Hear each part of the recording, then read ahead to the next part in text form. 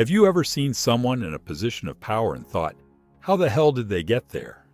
Because let's be honest, we've all witnessed cases like this. People who don't seem to have a clue about what they're doing.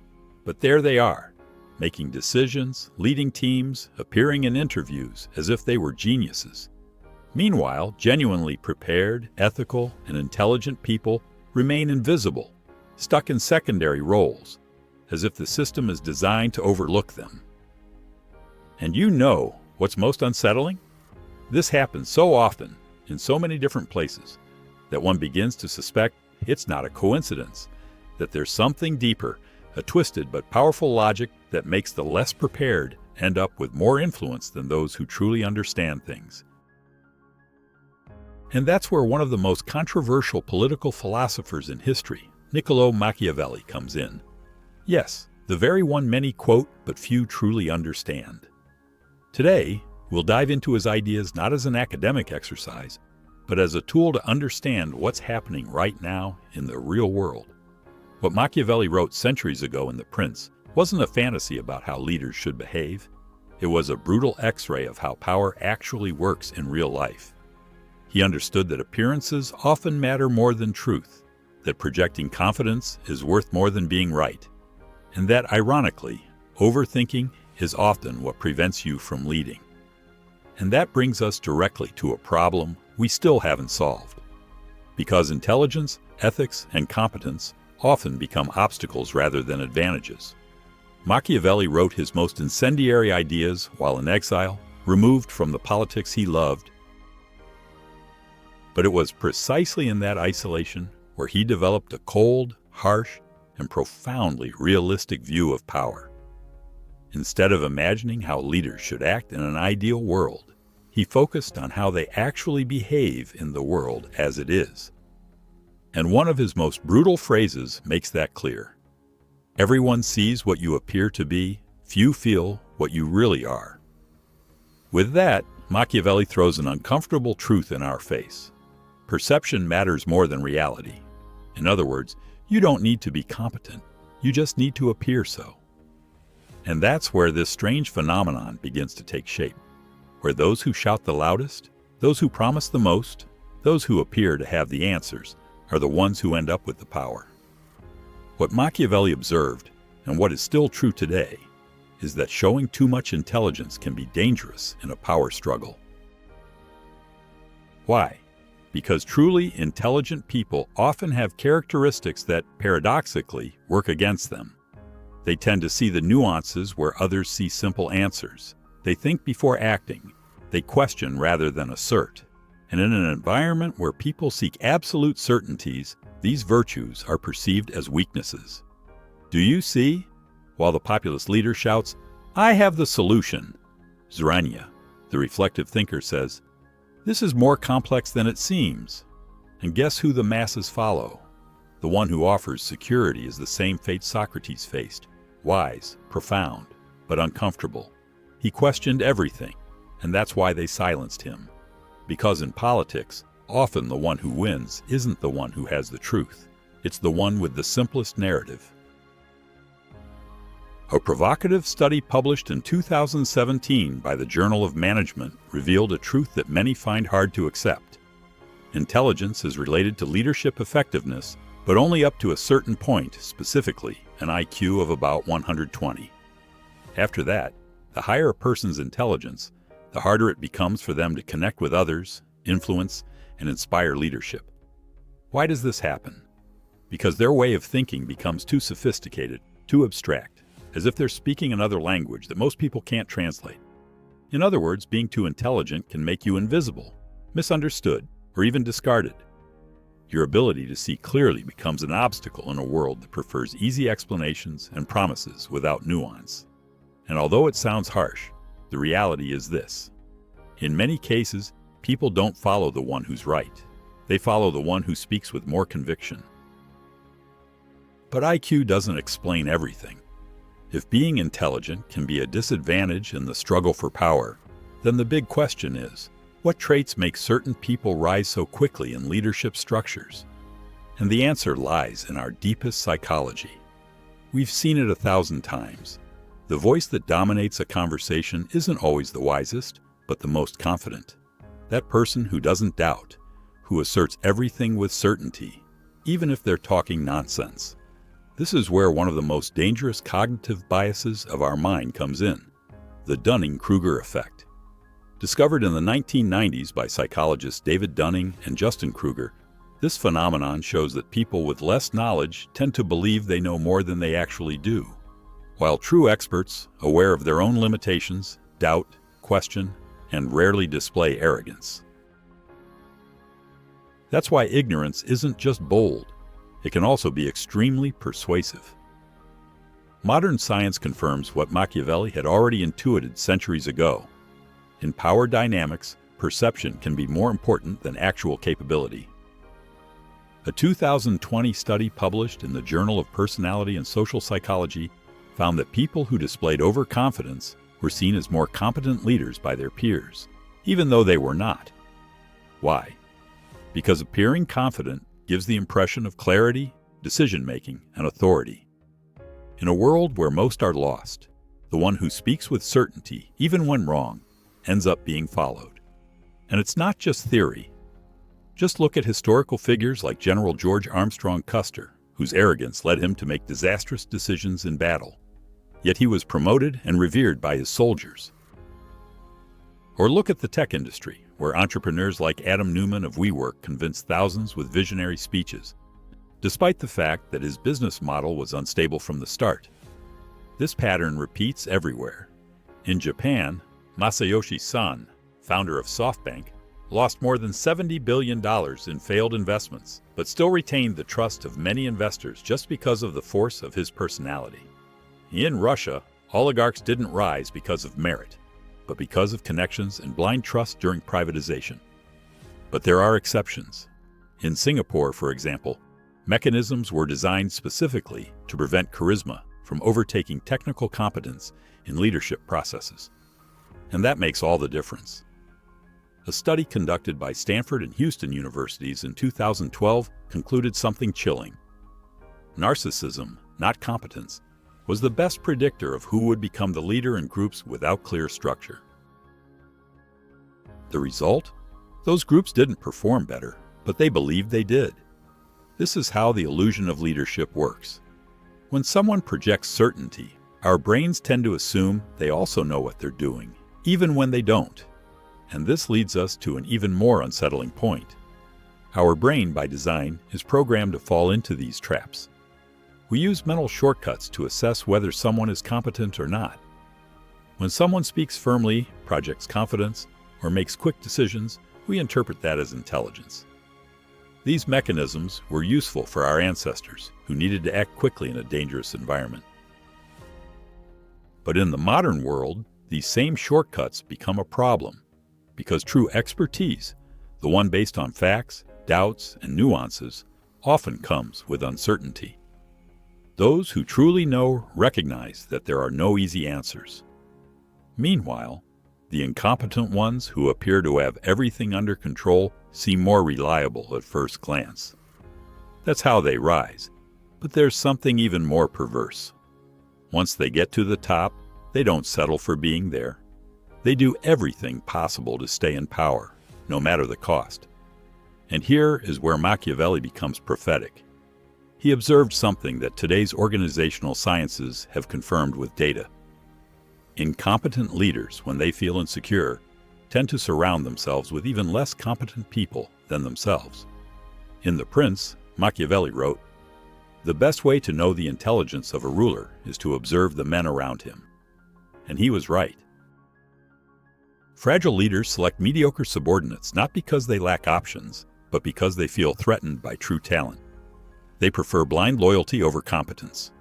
The result is a network of mediocrity that spreads throughout the system. This happens in governments, companies, and organizations of all kinds. Instead of seeking the best for the group, the leader seeks the best for their ego. This creates a culture where asking questions is frowned upon, where differing opinions are punished, and where intelligence becomes a danger. Does that sound familiar? The most dangerous part of this dynamic is that it doesn't stop at the top. it spreads like a virus throughout the entire system. This is what organizational scientists call structural homophily, the tendency of leaders to surround themselves with people like themselves, with the same weaknesses, the same limited vision, and the same fear of being surpassed. Little by little, bubbles of incompetence disguised as authority are formed. Has this ever happened to you? Have you worked in a place where asking questions was frowned upon? Where pointing out mistakes made you the problem? These are not just toxic environments. They are symptoms of a leadership network built on fear and mediocrity. When competition is replaced by obedience, the entire organization starts to wither from the inside out. And yet, despite all this evidence, we continue to choose leaders over and over again who offer simple answers to complex problems. Why? Because our brain craves certainty. When everything around us seems uncertain, chaotic, and threatening, the figure of the leader who says, "I have the solution," becomes almost irresistible. And this is where incompetents shine, not because of what they know, but because of how sure they seem. True experts, on the other hand, speak with caution, recognize nuances, and admit what they don't know. And although this is a sign of wisdom, it doesn't always convince the masses. As Machiavelli wrote, most men are led by appearances as if they were realities. And in times of crisis, this emotional need to cling to an absolute truth, even if false, becomes stronger than ever. Think of any moment of global crisis, pandemics, wars, economic collapses. Who does the majority usually follow? Not the leader who says this is complicated, it will require sacrifices and reflection, but the one who, with a firm tone, promises that everything will be solved quickly and without pain. The one who guarantees a simple, definitive plan. We see it all the time. Climate scientists, for example, speak carefully, offer margins of uncertainty, and recognize the limits of their models. But populist leaders, on the other hand, reduce everything to a slogan. There's no problem, everything is under control. This is a hoax, and guess who gains more support? The same happens with the healthcare system. While experts explain that every solution involves a cost, a risk, or a compromise, politicians appear promising miracles without consequences. And the worst part is that, in most cases, that simplistic narrative is the one that wins votes, headlines, and power. And if that sounds concerning, wait until you hear what researchers from the University of Yale discovered in a 2017 experiment. They presented participants with political problems involving complex mathematical data. The result was that the smartest people were not necessarily the ones who solved the problem best, but those who used their intellectual capacity to justify their pre-existing political beliefs, even when the data contradicted them. Do you realize? It's not just about a lack of information. It's about how, even with data in hand, our brains prefer to protect their ideology rather than accept an uncomfortable truth. Psychologists call this cognitive closure, the desire to find definitive answers instead of tolerating ambiguity. And the more threatened we feel, the stronger this need becomes. We become more prone to seeing the world in black and white, and more vulnerable to authoritarian leaders who promise us total clarity in the midst of chaos. And that creates a highly dangerous dynamic. The more complex and frightening the world becomes, the more susceptible we are to falling into simplistic thinking and following leaders who sell us magical solutions. It's as if our mental immune system fails just when we need it most. Instead of seeking understanding, we seek relief. We seek certainty. Has this ever happened to you? Have you ever been attracted to an explanation simply because it was simple, direct, and definitive? Even though deep down you knew reality was much more complicated, that feeling is not a coincidence. It's our brain trying to protect us from the emotional collapse that comes with facing the chaos of the real world. And it's at this point where charisma beats reason and false security becomes an emotional drug. But there's something even more concerning. Even intelligence doesn't guarantee that a person can resist the manipulation of power. This is where Machiavelli becomes even more disturbing. He not only spoke to us about appearances or political manipulation, but also warned that morality is often an obstacle in the struggle for power. In one of his most controversial passages, he wrote, "A prince who wishes to maintain his position must learn not to be good and to use or not use goodness as it suits him." And although this phrase sounds cynical, it contains a brutal truth. The most intelligent people often develop a more complex moral conscience. They reflect, question, and doubt themselves. But in a scenario of fierce competition, where others don't have those ethical breaks, that depth can become a disadvantage, because the one without limits is always willing to go a step further. Think of any real power competition: the one who promises what they will not fulfill, the one who manipulates the fears of others, the one who betrays without remorse, many times advances faster than the one who acts with ethics. Because while the intelligent person doubts, the cynic has already moved. While the just person thinks about the consequences, the ambitious one has already positioned themselves. It's hard to admit, but history is full of these contrasts. Cicero, brilliant, upright, with principles, ended up defeated by Julius Caesar, who didn't hesitate to literally and symbolically cross the Rubicon to take power at any cost. The same thing happens today. Honest candidates with complex proposals face rivals who have no problem lying, manipulating, or destroying reputations. And many times those rivals win because what's at stake isn't who has the best idea, but who knows how to play the game with the least scruples. Science has already started to expose this pattern. Researchers from the University of British Columbia discovered that traits associated with psychopathy, such as lack of empathy or emotional manipulation, are linked to faster ascension when accompanied by social charisma. The unsettling part is that this phenomenon isn't limited to one country or culture.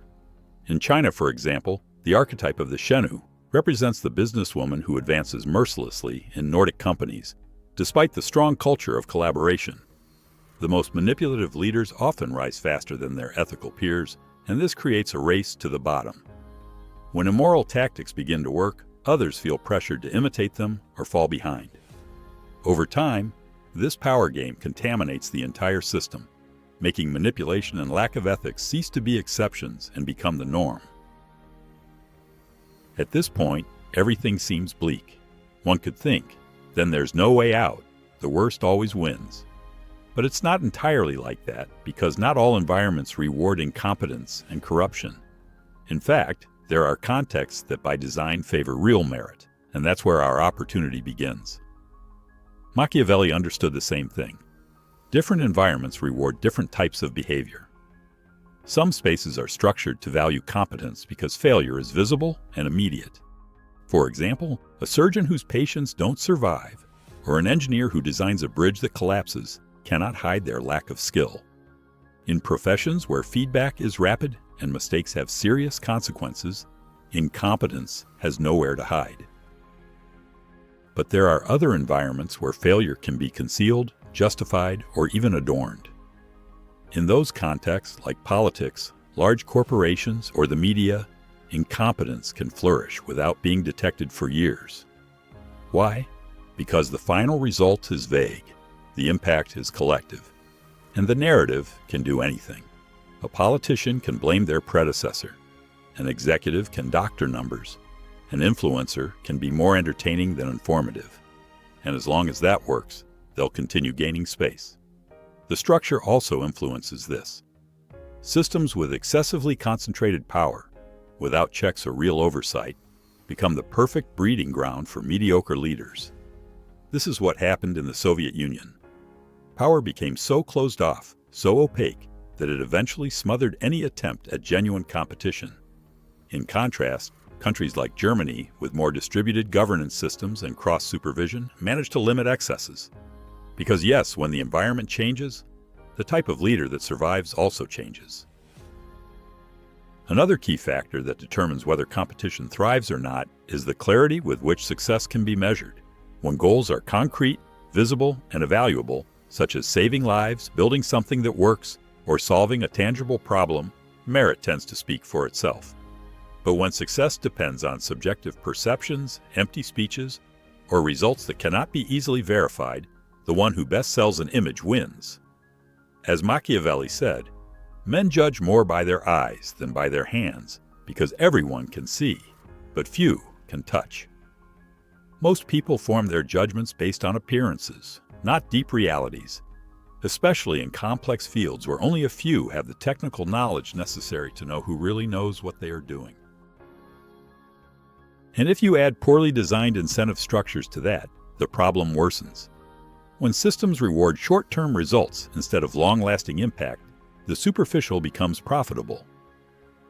Look at what happened during the 2008 financial crisis. For years, banks and executives were rewarded for generating quick profits, even if it involved taking extreme risks that ultimately collapsed the global economy. Why? Because the incentives were placed in the wrong place. Instead of rewarding solidity, they rewarded spectacle. And this fostered leaders who knew how to manipulate appearances, but lacked the substance to sustain what they built. So, if you look around, ask yourself what kind of environment you are inhabiting. One that stimulates real competition, excellence, and merit, or one that allows incompetence to grow in the shadow of charisma and self-promotion. Understanding these dynamics not only helps you observe the world, but also navigate it. Because even in well-designed systems, incompetent leaders can find a way through if they master certain psychological tactics. It's no coincidence that they stay in power. They do it by applying specific strategies to manipulate public perception and neutralize their opponents. Machiavelli would have recognized them instantly. The first tactic is creating a clear division between us and them. By turning any criticism into an attack from the enemy, they shield themselves from accountability. Any accusation is interpreted as treason, not as a valid observation. This not only protects the leader, but also strengthens the emotional bond with their followers. In psychology, this is called identity fusion. When the leader's figure merges with the collective identity of the group, questioning them feels like a personal attack. And when that happens, reason no longer matters. Think of cult leaders like Jim Jones or modern authoritarian figures who use exactly the same formula. In Malaysia, former Prime Minister Najib Razak exploited ethnic divisions to stay in power, even amid corruption scandals. In Brazil, polarization under Bolsonaro showed how tribal identity can become stronger than facts. But it doesn't stop there. A second fundamental tactic is the use of informational chaos. They generate constant crises, endless controversies, new indignations every week. The goal is to overwhelm you, bombard you with so much noise that you no longer have the energy to analyze anything. When everything is urgent, nothing is important. And amidst that emotional bombardment, critical thinking dissolves. There is no space to organize resistance or reflect calmly. All that remains is to react, survive, follow the voice that screams the loudest. The third tactic is even more dangerous: doublethink, a concept that George Orwell popularized to describe the ability to hold two contradictory ideas at the same time and act as if both were true. Incompetent leaders master this technique. They change their stance without explanation. They rewrite their own history, deny what they said yesterday, and their followers, emotionally fused with them, accept everything without questioning. In such an environment, truth becomes liquid, subjective, moldable, responsibility dissolves, and collective memory disintegrates. And this is not new. Machiavelli had already warned about it with a brutal phrase: "The common crowd is always swayed by appearances, and the world is almost entirely made up of that crowd." But he didn't say it with contempt. He said it as a diagnosis. Everyone, absolutely everyone, is vulnerable to this type of manipulation when we are not aware of how it works. The second practice is to develop real media literacy. Learn to distinguish between information and spectacle. Consciously choose what you consume, from whom you consume it, and why. Question what seems too perfect, too emotional, too viral. Filter more, react less. As Warren Buffett said, truly successful people say no to almost everything, and that also applies to information. The more noise you eliminate, the clearer things become. The third practice is to recover the habit of philosophical reflection. Stop, breathe, think, observe the world without the rush that distorts everything. The ancient Stoics did this every day. They would ask themselves, "What did I do today? What did I think? What did I learn? That daily pause is not a luxury. It's a form of power.